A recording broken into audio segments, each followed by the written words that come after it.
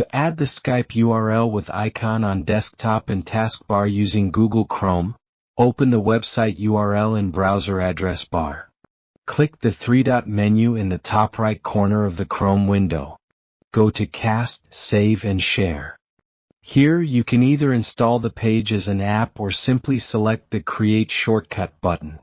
You will have the option to name the shortcut.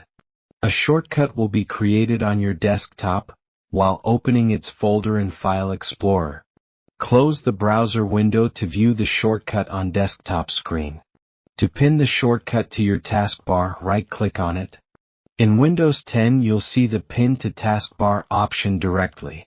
If you're using Windows 11, select Show More Options first, and then click on Pin to Taskbar.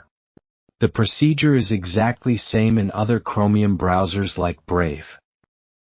Discover Dozro.com for free courses on graphic design, video editing, browser tips, computer tricks, and website creation.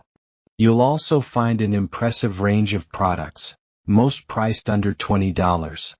Don't forget to like the video and subscribe to the Dozro channel. Thank you for watching.